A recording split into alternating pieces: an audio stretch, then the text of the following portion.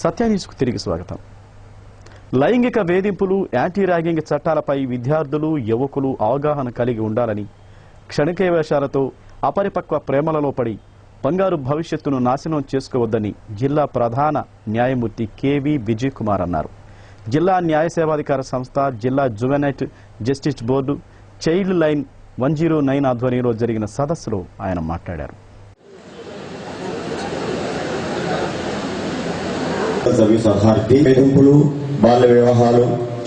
జిల్లా న్యాయ సేవాధికార సంస్థ, జిల్లా juvenile justice board, child line 1098 ఆధ్వర్యంలో జరిగిన సదస్సులో ఆయన మాట్లాడారు. బాలల లైంగిక వేధింపులు, యాంటీ ర్యాగింగ్ చట్టాలపై స్థానిక ఉమా మనోవికాస కేంద్రంలో జరిగిన సదస్సులో ఆయన మాట్లాడుతూ విద్యార్థులు త్వరగా చెడు అలవాట్లకు, చెడు సామాసాలకు లోనవుతున్నారని, దేశానికి ఎంతో ఉపయోగపడవలసిన విద్యార్థులు ఇలా అయిపోవడం దేశ భవిష్యత్తుకు నష్టదాయకమన్నారు. ప్రతి విద్యార్థి ముందస్తు ప్రణాళికతో చదివి ముందడుగు వేసిన నాడు దేశం మరింత ముందుకు పోతుందని అన్నారు. తల్లిదండ్రులు ప్రేమానురాగాలు పంచడంతో పాటు భవిష్యత్తులో రానున్న పెను సవాళ్ల గురించి కూడా విద్యార్థులకు తెలియజెప్పి చైతన్యపరచాలన్నారు. చైల్డ్ లైన్ ప్రతినిధులు బివి సాగర్ అధ్యక్షత వహించిన సభలో లోక్ అదాలత్ చైర్మన్ నాగేంద్ర, జిల్లా న్యాయ సేవాధికార సంస్థ కార్యదర్శి వి మోహన్ కుమార్, కళాశాల కరెస్పాండెంట్ విజయలక్ష్మి, సంచార న్యాయస్థానం న్యాయవాది వివేక్ కుమార్, చైల్డ్ లైన్ ప్రతినిధులు ఎన్ఎస్ మూర్తి, కె సులోచన పలువురు మాట్లాడారు.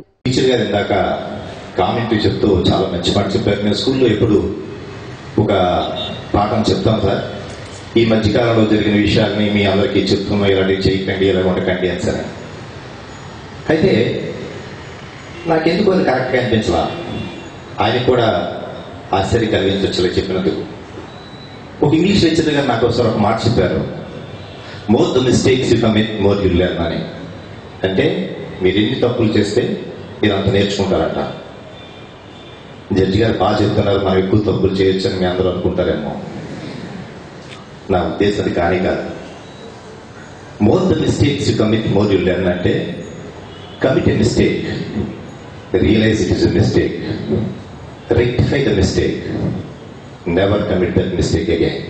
అంతేకాకుండా లోక జ్ఞానం పెరుగుతుందనే ఉద్దేశంతో ఇటువంటి సభలు నిర్వహించడం జరుగుతుంది. ఈ మధ్యనే ఇద్దరు పేరెంట్స్ ఒంగోలులో మాట్లాడుకుని వెళ్తున్నారు. ఒక ఆయన పక్కతో చెప్తున్నాడు, ఏమండి మా అబ్బాయి లెక్కల్లో జమ్ము కానీ జనరల్ నాలెడ్జ్లో వీక్ అండి అని అన్నాడు. అదేంటి, జనరల్గా లెక్కల్లో జమ్ము అయితే జనరల్ నాలెడ్జ్లో కూడా చాలా తెలివితేటలు ఉంటాయి కదా, ఎందుకన్నారండి అలాగంటే, ఏం లేదండి మా అబ్బాయికి విశాఖపట్నం ఒక ఎర్ర అరటిపల్లి గెల ఇచ్చి బస్సు ఎక్కించి పంపించాను, తిరిగి అక్కడ ఎవరూ లేరనుకొని తిరిగి వచ్చాడండి అని చెప్పారు. ఏం జరిగిందంటే, ఈ మధ్యన కాస్మోపాలిటన్ సిటీస్, మెట్రోపాలిటన్ సిటీస్, పెద్ద మెగా సిటీస్లో మన రాజ్యాంగబద్ధంగా మనం కొన్ని చట్టాలు చేసుకున్నాం. అంటే మన అధికారం మనం సార్వభౌమికంగా తెచ్చుకున్న తర్వాత, స్వతంత్రం వచ్చిన తర్వాత మనం పరిపాలించుకోవడానికి మన కోసం మనం చట్టం తయారు చేసుకున్నాం.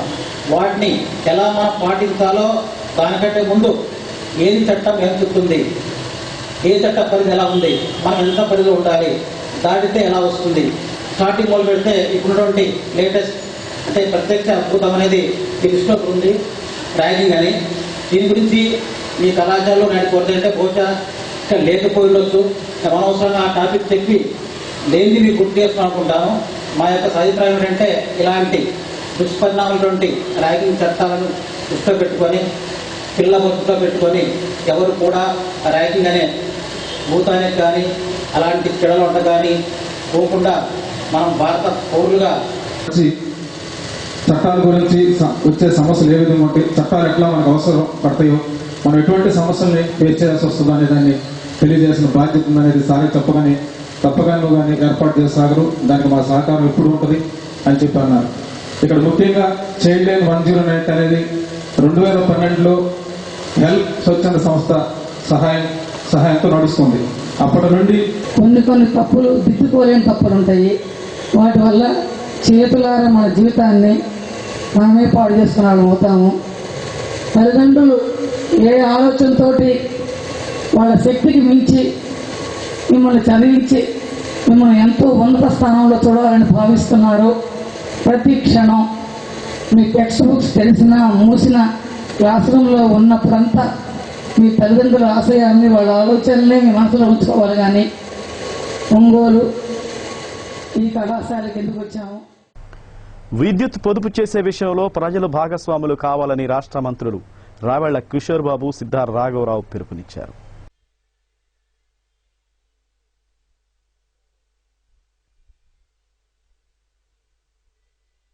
నగరంలోని రైస్ మిల్లర్స్ అసోసియేషన్ హాల్లో ఒంగోలు శాసనసభ్యులు దామచల జనార్దన్ అధ్యక్షతన జరిగిన ఎల్ఈడీ బల్బుల పంపిణీ కార్యక్రమానికి మంత్రులు అతిథులుగా హాజరై మాట్లాడారు.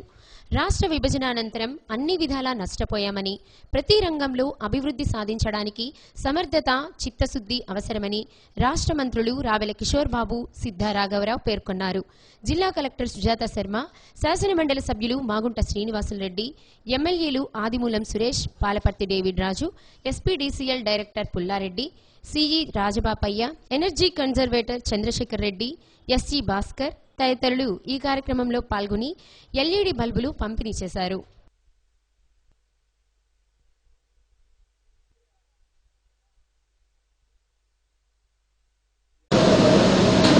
మన ముఖ్యమంత్రి గారు శ్రీ నారా చంద్రబాబు నాయుడు గారు మనమందరం కూడా పెద్ద ఎత్తున కర్తాలతో ధన్యవాదాలు తెలియజేస్తుందని నేను కోరుతున్నాను. మనందరికీ తెలుసు, గతంలో ఎలక్ట్రిసిటీ బోర్డు ఉన్నప్పుడు అనేక రకాలుగా ఆ ఎలక్ట్రిసిటీ బోర్డు నుంచి బోర్డు ఏదైతే ఉందో గవర్నమెంట్ స్టేట్ లో అది చాలా నష్టాల్లో నడుస్తూ సరిగా విద్యుత్ సరఫరా కానటువంటి పరిస్థితులు ఉండేవి. ఆ రోజుల్లో మొట్టమొదటిసారిగా భారతదేశంలో వికేంద్రీకరణ చేసి సంస్కరణ తీసుకుని వచ్చి అత్యాధునిక సాంకేతిక విజ్ఞానాన్ని జోడించి నిరంతర విద్యుత్ సరఫరా సరసమైన ధరలకు అందించేటువంటి విషయంలో భారతదేశంలోనే ముందున్నటువంటి నాయకుడు మన గౌరవ ముఖ్యమంత్రి గారు నారా చంద్రబాబు నాయుడు గారు. ఇవాళ భారతదేశంలో ఆయన చేస్తున్నటువంటి సంస్కరణలు మిగతా రాష్ట్రాలకు వాటి ఆదాయం గురించి కూడా చాలా వివరించడం జరిగింది. కొద్దిగా ఈ రోజు మన జీవితంలో కరెంట్ లేని ముందుకు పోయే పరిస్థితి లేదు. ఏ ఇండస్ట్రీ నడవాలన్నా అట్లానే డొమెస్టిక్ గా మన ఇళ్లలో కరెంటు ఉపయోగించుకోవాలన్నా అట్లానే మన ఈవెన్ హాస్పిటల్స్ లో మన ప్రాణాలు కూడా కాపాడుకోవాలన్నా కూడా ఈ రోజు కరెంట్తో ముడిపడి ఉంది. అటువంటి మన పవర్ ని మన ముఖ్యమంత్రి గారు నారా చంద్రబాబు నాయుడు గారు గత 10 సంవత్సరాల రాష్ట్రంలో కరెంట్ లేక చాలా ఇబ్బందులు పడి చాలా పరిశ్రమలు కూడా అన్ని కూడా ఆగిపోయి మన డొమెస్టిక్ కూడా రోజు 2-3 గంటలు ఇచ్చే పరిస్థితి లేకుండా పోయింది. అట్లనే గ్రామాల్లో అయితే 24 అవర్స్ 2 గంటల కరెంట్ ఉండేది. ఎప్పుడు వస్తో ఎప్పుడు కరెంట్ పోతా తెలియని పరిస్థితి. ఈరోజు 24 గంటల కరెంట్ ఎక్కడైనా పోతుందా అని చెప్పి కూడా ఒకసారి మనం గుర్తించుకోవాల్సిన అవసరాలు ఉన్నాయి.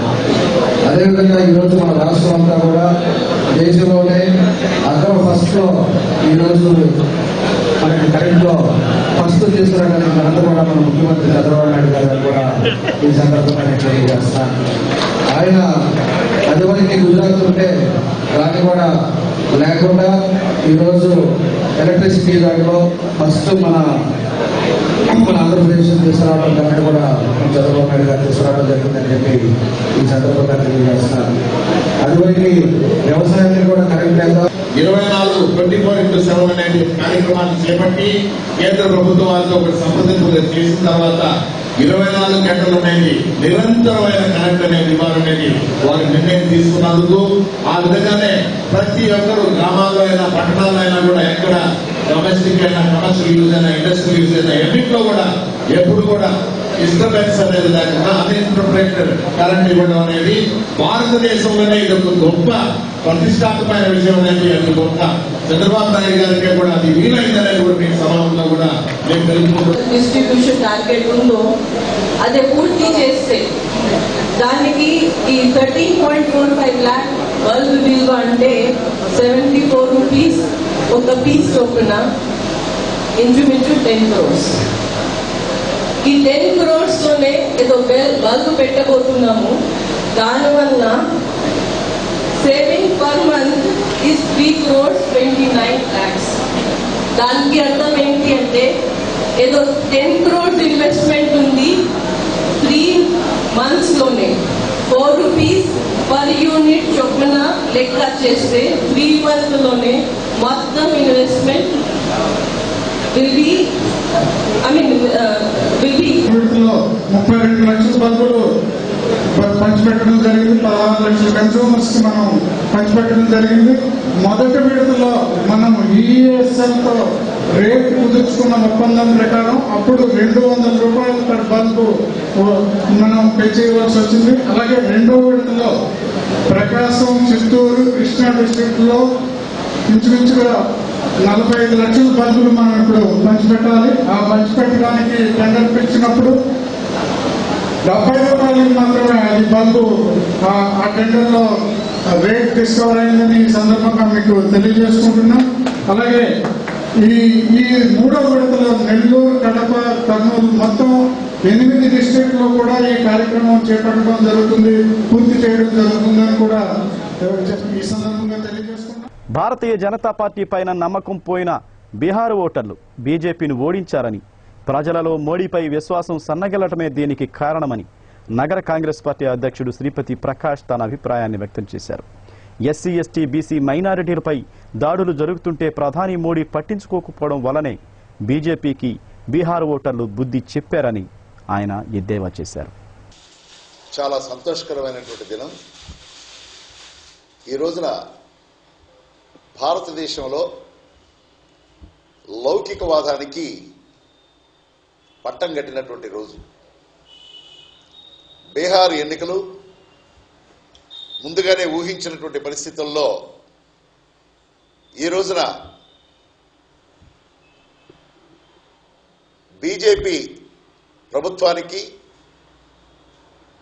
బీజేపీ పార్టీకి ఇది ఒక రెఫరెండం అనేది కూడా మనం భావించాం. ఎందుకంటే ఈ దేశంలో ధరల నియంత్రణలో, అదేవిధంగా ఎస్సీ, ఎస్టీ, బీసీ మైనారిటీల మీద జరుగుతున్నటువంటి దాడులు ఇవన్నీ కూడా బీజేపీ పార్టీకి తిరోగమనం అని చెప్పని కూడా నేను హెచ్చరిస్తూ ఉన్నా. నిత్యావసర వస్తువుల పెరుగుదలకు నిరసనగా ఈ నెల 9వ తేదీ ఉదయం 10 గంటలకు జిల్లాలోని అన్ని మండల కేంద్రాలలో నిరసన కార్యక్రమాలు నిర్వహిస్తున్నట్లు సిపిఐ జిల్లా కార్యదర్శి కె అరుణ తెలియజేశారు. సత్యన్యూస్లో ఇప్పుడు కొన్ని వాణిజ్య ప్రకటనలు.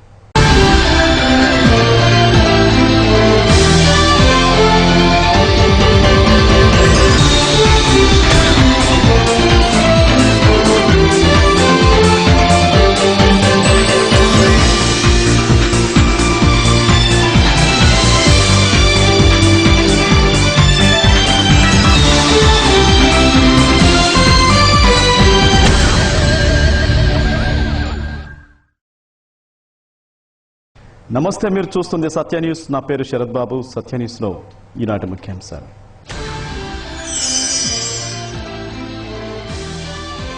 రైతు బాంధవుడు ఆచార్య ఎన్జీ రంగా జీవితం నేటి యువతకు, రాజకీయ నేతలకు ఆదర్శం కావాలి. రాష్ట్ర మంత్రి పత్తిపాటి పుల్లారావు పిలుపు.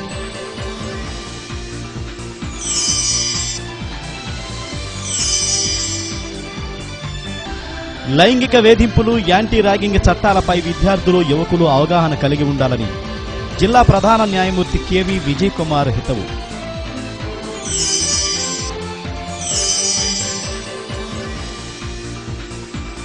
రంగస్థలానికే వన్నె తెచ్చిన మహానటుడు బండారు రామారావు అని కొనియాడిన జిల్లా joint collector doctor Hari Jawahar Lal.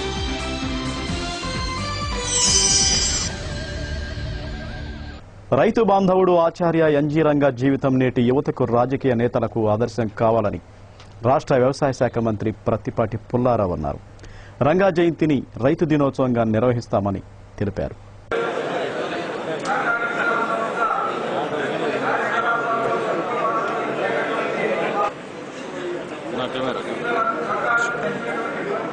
ఆచార్య రంగా కిసాన్ సంస్థ ఆధ్వర్యంలో ఒంగోలు సంతపేటలోని రంగాభవన్లో రైతు బాంధవుడు ఆచార్య ఎన్జీ రంగా 116వ జయంతి సభ జరిగింది.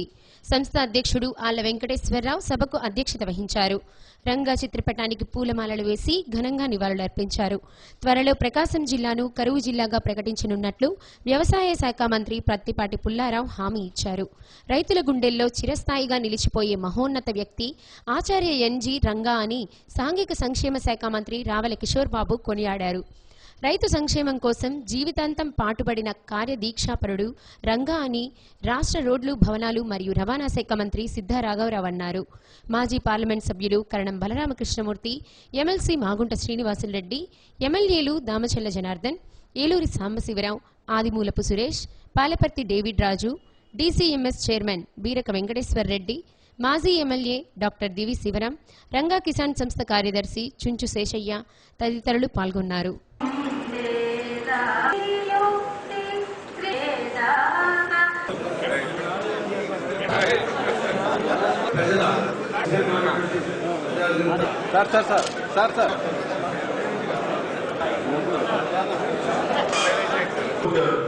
జపాన్ ప్రభుత్వం కూడా అవార్డు ఇచ్చింది. ఒకాసా అనేటువంటి అవార్డును కూడా జపాన్ ప్రభుత్వం కూడా వారికి అందించడం జరిగింది.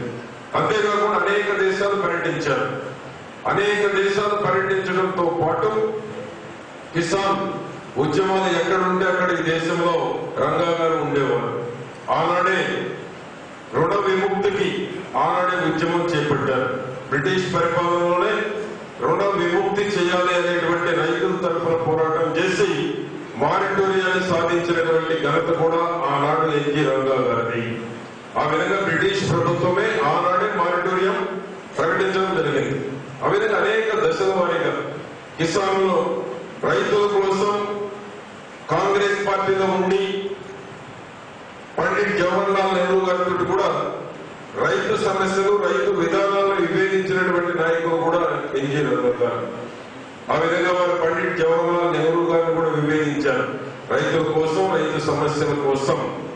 ఆ విధంగా రైతు పక్షపాతిగా, రైతు బంధుగా ముద్ర వేసుకున్నటువంటి నాయకుడు.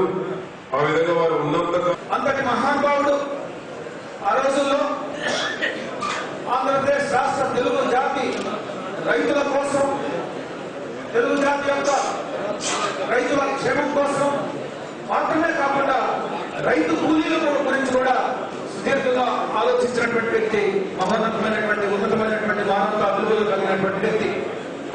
అభ్యుదయ భావాలు కలిగి కమ్యూనిస్ట్ భావాలకు లోనై సమసమాజ నిర్మాణ విలువలకు కట్టుబడి ఈ సమాజంలో పేద బడుగు బలహీన వర్గాలను కూడా ఉన్నత స్థాయికి తీసుకుని వెళ్లి సమసమాజాన్ని నిర్మించాలన్నటువంటి ఒక సమతావాది, మానవతావాది, ఒక సమసమాజ నిర్మాణ ఆదర్శాలకు కట్టుబడినటువంటి ఒక మహానాయకుడిని ఇవాళ మనం గుర్తు చేసుకుంటున్నామంటే వారి జీవితం నుంచి మనం అందరం కూడా స్ఫూర్తిని పొందుకోవాలి.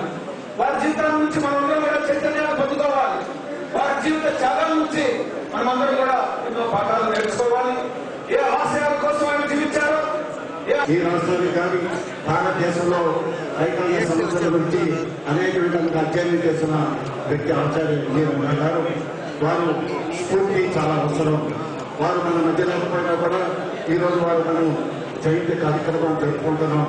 జయంతి కార్యక్రమాన్ని జరుపుకొని ఈ రోజు ఇంతమంది మనం వారి గురించి కూర్చొని ఆలోచిస్తున్నామంటే వారు చేసిన విషయాలు కానీ, వారు చేసిన సర్వీసెస్ కానీ ఇవన్నీ కూడా చూసి వారికి ఇవ్వాల్సిన గౌరవంతో ఈరోజు ఈ కార్యక్రమాన్ని మనం ఏర్పాటు చేసుకున్నాం.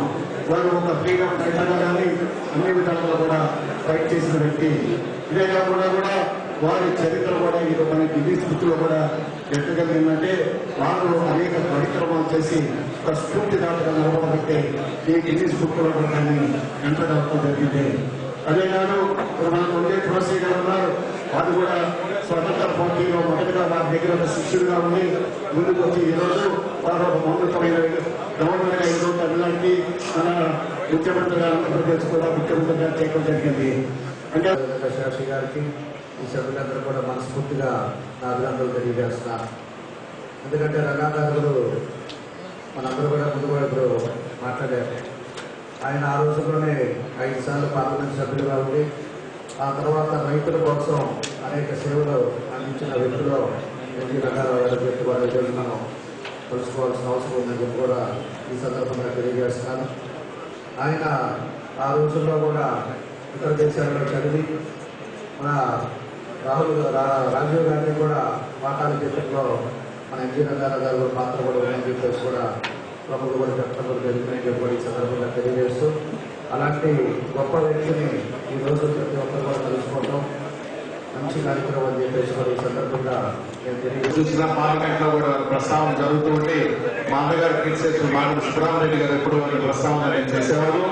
వారి గురించి చెప్పాలంటే పెద్దలందరూ ఎక్కువగా చెప్పుకుంటారు. ఉన్నప్పుడు నాకు వారితో పరిచయం తక్కువగా కూడా వారికి నేను గౌరవం అనేది ఎప్పుడు కూడా మర్చిపోలేదని తెలుపుకుంటూ ఈ రోజు ఇటువంటి జయంతి సభని ఘనంగా కూడా నిర్వహించిన వెంకటేశ్వరరావు గారిని, శశి గారిని, మరి ఆ యొక్క ఆర్థిక సామాజిక పరిస్థితుల నుంచి బయటకు వచ్చిన కాదు, రెండో తరం వాళ్ళం మేము. సాంకేతిక పరిజ్ఞానాన్ని చూసి సాంకేతిక పరిజ్ఞానంలో పెరుగున్న వాళ్ళం మేము. కంప్యూటర్ సైన్స్ చదువుకొని లేకపోతే ఉద్యోగాలు చేసుకుని వచ్చిన వాళ్ళం. కానీ ఆ మొదటి తరం వాళ్ళు ఖచ్చితంగా వ్యవసాయాన్ని నమ్ముకొని వ్యవసాయం మీదే ఆధారపడి మరి మమ్మల్ని చదివించిన సంగతిని మాత్రం మేము ఎప్పటికీ మర్చిపోమన్న సంగతి కూడా సవినీగా మీరు మనవి చేసుకుంటా ఉన్నాం. మరి ఈరోజు కిసాన్ సంస్థ వారు చక్కటి కార్యక్రమాన్ని ఏర్పాటు చేయడం చాలా అభినందనీయం. మరి పేరు తగ్గట్టుగా మరి రంగా గారి స్ఫూర్తితోటి వారి ఆదర్శాలకు అనుగుణంగా ఈ సంస్థ చేపడుతున్న అనేక కిషోర్ గారిని వాళ్ళని కూడా రిక్వెస్ట్ చేయడం జరిగింది. పుల్లారావు గారికి అది బాధ్యతలు లేదు. పొద్దున లాక్డౌన్ కూడా ఇదే కార్యక్రమంలో పార్టిసిపేట్ చేయడం. ఆ తర్వాత ఆయన ఆల్రెడీ ఫిక్స్డ్ ప్రోగ్రామ్. ఈ విధంగా వచ్చిన వాళ్ళందరూ కూడా ఇన్వాల్వ్ చేసి రంగా గారి మీద ఉన్నటువంటి ప్రేమ కానివ్వండి, అందాలు కానివ్వండి, అదేవిధంగా అభిమానం కానివ్వండి, అది కూడా చాలా మంది మన వాళ్ళందరూ కూడా చాలా ఎక్కువగా పార్టిసిపేట్ చేస్తుంటారు. అయితే వెనకటి రోజుల్లాగా వాళ్ళు జనాభా రాను వచ్చేటప్పటికి ఏంటంటే జిల్లా రెడ్ క్రాస్ సొసైటీ అంతర్గత కుమ్ములాట కారణంగా నిలిచిపోయిన సేవలపై రెడ్ క్రాస్ సొసైటీ కార్యదర్శి జడ్పీ సీఈఓ బాపిరెడ్డి దృష్టి సారించి దీనికి సంబంధించిన 4 ఉద్యోగులను సస్పెండ్ చేశారు. రెడ్ క్రాస్ సొసైటీ ఉద్యోగుల బాధ్యతారాహిత్యంపై జిల్లా అధికార యంత్రాంగం దృష్టి సారించింది. అంతర్గత కుమ్ములాటలతో సొసైటీకి అప్రతిష్ట పాలు చేస్తూ సంస్థ కార్యకలాపాలను నిర్వీర్యం చేస్తున్న కారణంగా అక్కడ విధులను నిర్వహిస్తున్న మెడికల్ ఆఫీసర్ సత్యనారాయణ, కోశాధికారి పుల్లారావు, టెక్నీషియన్లు పుల్లారావు, రామకోటేశ్వరరావులను విధుల నుండి తొలగిస్తూ ఉత్తర్వులు జారీ చేశారు.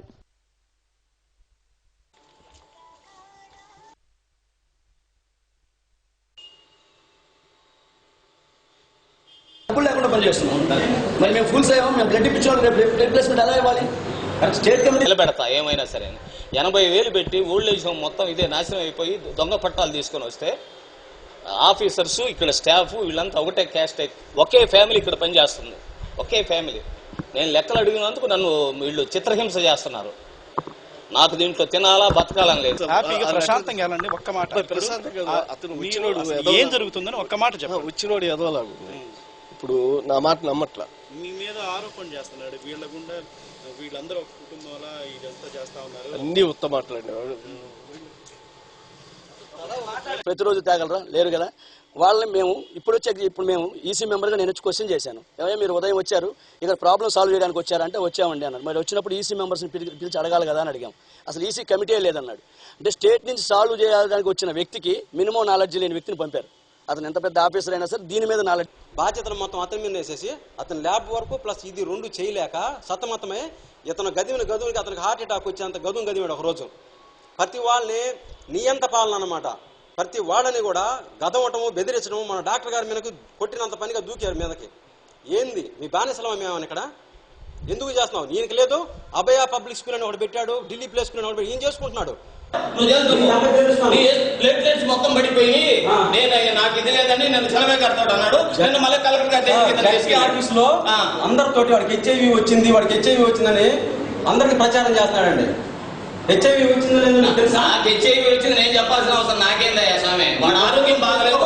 4.5 నెలల నుంచి అడ్రస్ లేకుండా వాడు తిరుగుతున్నాడయ్యా, జీతాలు తీసుకుంటున్నారని. ఇక్కడ నువ్వు దేనికి అడ్మిషన్ చూడటానికి అదే. అంటే దీని మీద మీరు ఏం ఎంక్వైరీ చేసి ఉంటుంది, మరి దీని మీద రిపోర్ట్ ఇస్తారా గవర్నమెంట్? అంటే ఒక ఈసీ మెంబర్ ఏమో మీరు వచ్చారు, అసలు మీరు వచ్చిన ఇన్ఫర్మేషన్ కూడా లేదు మాకు. ఐఏసీ మెంబర్ అని మాకు తెలియదు. ఇప్పుడు ఆయన వచ్చి చెప్పాడు, ఆయన వచ్చి చెప్పంటున్నాను. ఆయన వచ్చి చెప్పిన తర్వాత మేము విచారిస్తాం ఆయన్ని కూడా. ఓకే, ఉదయం నుంచి ఉన్నారు కదా సార్, ఏం ఎంక్వైరీ చేశారు? అతను మిస్మేనేజ్ చేస్తున్నాడని చెప్పి మేము ఏ రోజు ఆ రోజు ఇవాళ కలెక్ట్ అయింది అనుకోండి, రేపు బ్యాంకుకి పంపించేవాళ్ళం. అట్లా పంపిస్తుంటే 3 రోజులు సెలవులు వచ్చినాయి, గుర్తుందా? 3 రోజులు సెలవులు వచ్చినాయి కదా, ఆపాము. ఆపితే ఈడు నాకు మెమో ఇచ్చాడు, ఇవ్వకూడదంట. అతను మెమో ఇస్తే సెక్రటరీ గారు ఏమన్నారు, దాని సంగతి ఆయనకి రాసి ఇచ్చాను. నేను నాకు ఇచ్చానని చెప్పి నువ్వు. కొండ మీద శ్రీ సుబ్రహ్మణ్యేశ్వర స్వామి దేవస్థానం వ్యవస్థాపకులు మేళ్ల చెరువు పద్మనాభ శర్మ కన్నుమూశారు. ఆయన వయస్సు 95 సంవత్సరాలు. ఈ నెల 9వ తేదీ ఉదయం 10 గంటలకు అంత్యక్రియలు జరుగుతాయని కుటుంబ సభ్యులు తెలియజేశారు.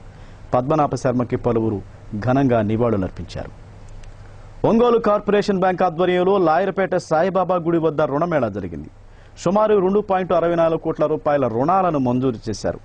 Corporation bank Ongole branch manager Alok Kumar, assistant manager Mahalakshmi, Pallavi, field officer Jnaneswar Yadav తదితరులు ఈ కార్యక్రమంలో పాల్గొన్నారు. నేను కార్పొరేషన్ బ్యాంక్ నుంచి మాట్లాడుతున్నానండి. కార్పొరేషన్ బ్యాంక్ ఒంగోలు బ్రాంచ్ నుంచి మాట్లాడుతున్నానండి. దీపావళి ఫెస్టివల్ ఆఫర్ సందర్భంగా ఈరోజు మేము housing loan, vehicle loan Mela నిర్వహిస్తున్నాము. ఇక్కడ మీకు తెలిసే ఉంటుంది Saibaba temple and at Lawyerpet. And ఇవాళ ఏంటంటే స్పెషల్గా ఇవాళ ఇచ్చే లోన్స్కి ఏంటంటే మీకు ప్రాసెసింగ్ ఛార్జెస్ ఉండవు. ఇది మీకు డిసెంబర్ 31 వరకే ఉంటుంది.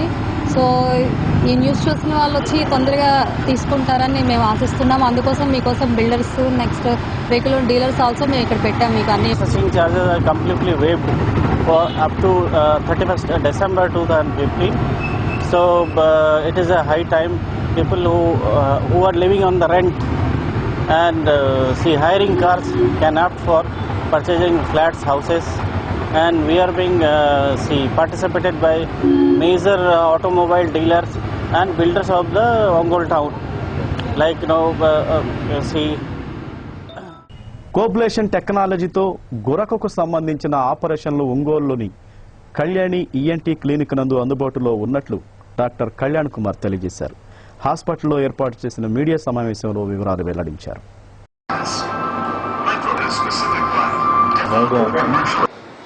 పొటాషియం క్లోరైడ్ అల్ట్రా 45 యూస్ అంటాం. ఈ ప్రక్రియలో నార్మల్ సెలైన్ని ఉపయోగించుకొని దాన్ని సోడియం క్లోరైడ్గా విభజించి ప్లాస్మా అనే లేయర్ ఉత్పన్నం అయ్యి ఆ ప్లాస్మా ద్వారా డిసెక్షన్ జరిగి టిష్యూని రిమూవ్ చేయడం జరుగుతుంది. సో దీని అడ్వాంటేజ్ ఏంటంటే సర్జరీ జరిగేటప్పుడు బ్లడ్ లాస్ అతి తక్కువగా అవుతుంది. సాధారణంగా టాన్సిల్ అడినాయిడ్ ఆపరేషన్ చేసేటప్పుడు కన్వెన్షనల్ మెథడ్స్లో సాధారణ ఇన్స్ట్రుమెంట్స్తో చేసేటప్పుడు అరౌండ్. జిల్లాలో ఈ నెల 15వ తేదీ వరకు మీ ఇంటికి మీ భూమి కార్యక్రమం జరగబోతున్న నేపథ్యంలో ఈ నెల 9వ తేదీన జరగవలసిన మీకోసం కార్యక్రమాన్ని రద్దు చేసినట్లు జిల్లా కలెక్టర్ సుజాత శర్మ తెలియజేశారు. ప్రజలు ఈ మార్పును గమనించాలని కోరారు. సత్యాన్యూస్లో ఇప్పుడు కొన్ని వాణిజ్య ప్రకటనలు. Welcome back. రంగస్థలానికే వన్నె తెచ్చిన మహానటుడు బండారు రామారావుని జిల్లా joint collector doctor Hari Jawaharlal కొనియాడారు. సివిఎన్ రీడింగ్ రూమ్ ఆవరణంలో శ్రీరామనాట్య మండలి ఆధ్వర్యంలో జరిగిన బండారు రామారావు వర్ధంతి సభలో జవహర్లాల్ ముఖ్య అతిథిగా పాల్గొని ప్రసంగించారు. తొలుత బండారు రామారావు చిత్రపటానికి డాక్టర్ హరి జవహర్లాల్ తదితరులు పూలమాలలు వేసి ఘనంగా నివాళులర్పించారు. సంస్థ అధ్యక్షులు శ్రీపతి ప్రకాష్, బండారు రామారావు మనవడు బండారు రామారావు, యాదాల రాజశేఖర్, దార్ల భాస్కర్రావు, కనమాల రాఘవులు, బి ఆనందరావు తదితరులు ఈ కార్యక్రమంలో పాల్గొన్నారు.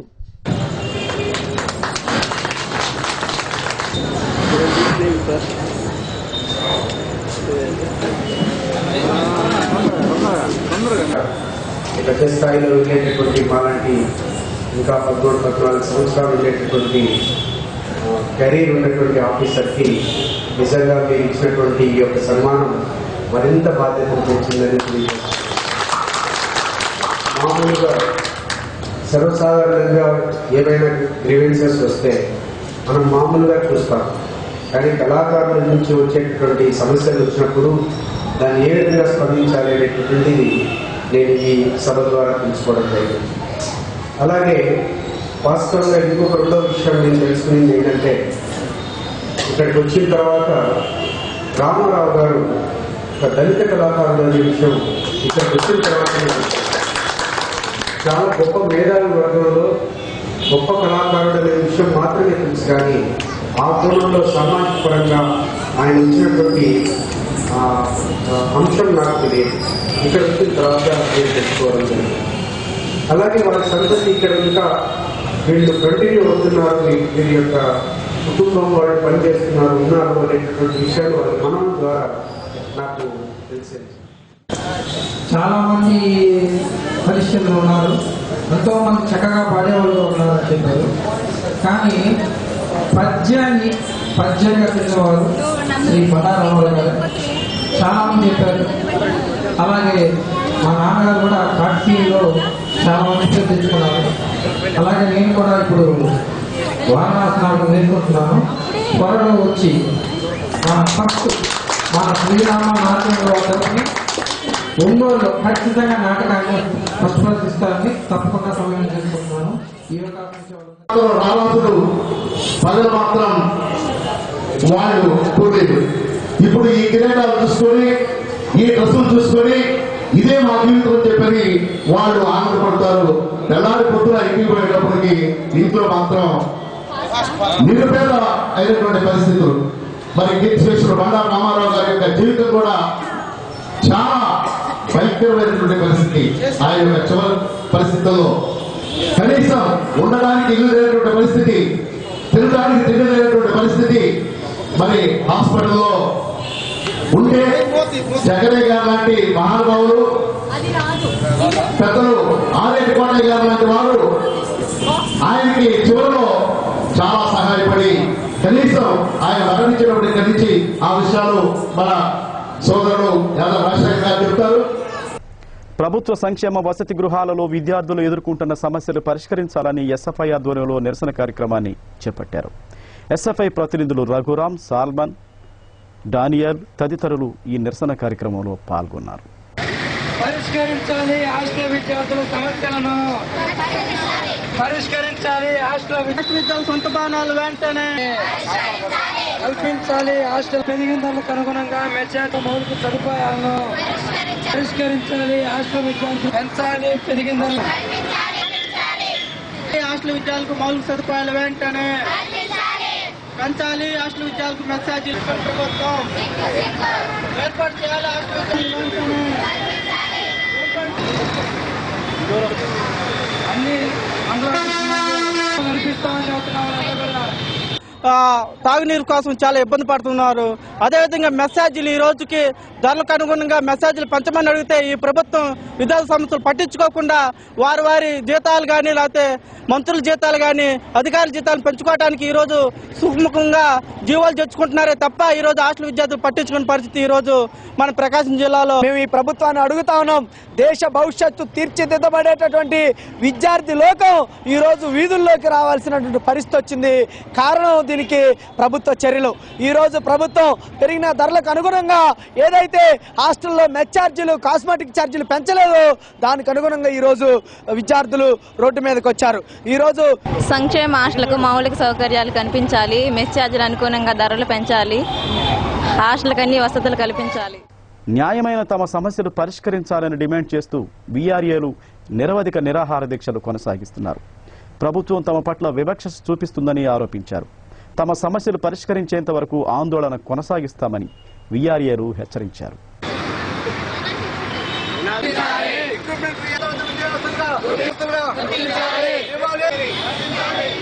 పనిచేస్తున్నటువంటి వీరందరినీ కూడా ఏదో పార్ట్ టైం ఉద్యోగులుగా ఇంతవరకు కూడా వాడుకొని ఇంతవరకు స్కేల్ ఇవ్వకుండా మరి గందరగోళం చేసేటటువంటి పరిస్థితి.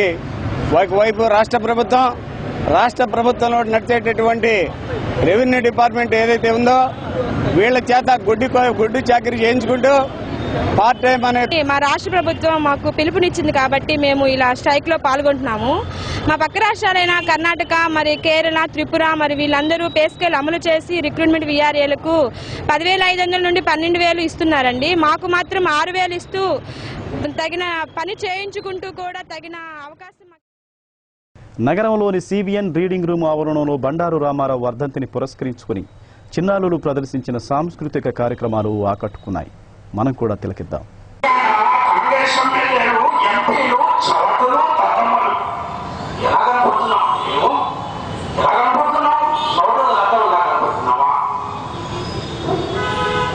విద్యార్థులకు కేసీఆర్ పథకాలు విద్యార్థులు దర్శకపడడం, తెలంగాణ వస్తే ఆంధ్ర ఆస్తులు రాకుండా చేస్తామట. మీ దయాలక్ష్మి కలగక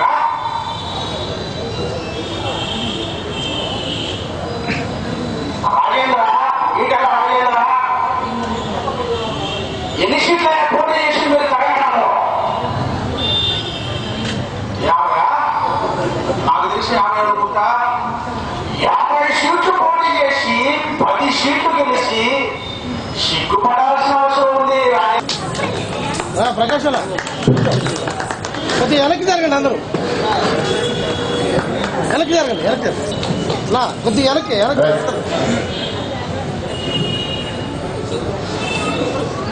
అలా ఒకసారి ఆయనకు అందించండి ఒకసారి. ప్రకాశం జిల్లా ఒంగోలు 7/11/2015.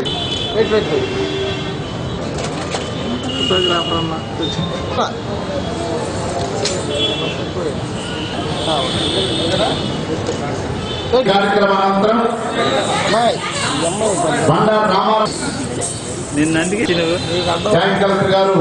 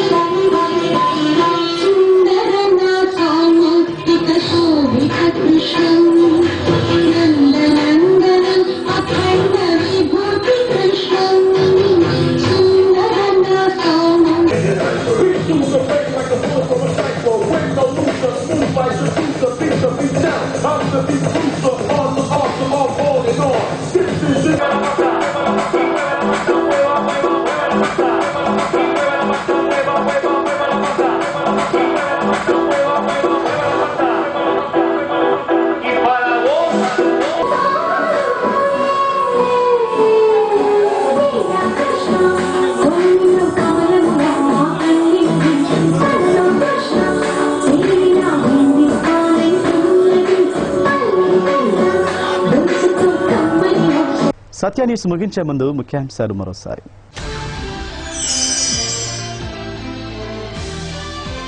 రైతు బాంధవుడు ఆచార్య ఎన్జీ రంగా జీవితం నేటి యువతకు, రాజకీయ నేతలకు ఆదర్శం కావాలి. రాష్ట్ర మంత్రి పత్తిపాటి పుల్లారావు పిలుపు.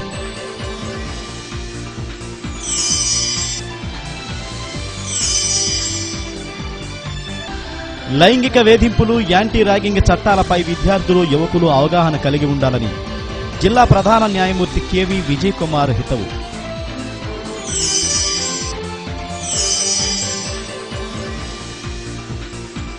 రంగస్థలానికే వన్నె తెచ్చిన మహానటుడు బండారు రామారావు అని కొనియాడిన జిల్లా joint collector doctor Hari Jawaharlal.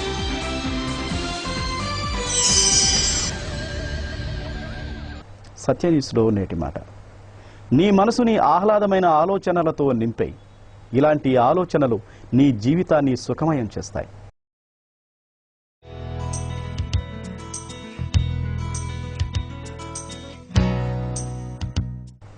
సత్య న్యూస్ ఇంతటితో సమాప్తం. తిరిగి మళ్ళీ కలుసుకుందాం. అంతవరకు సెలవు.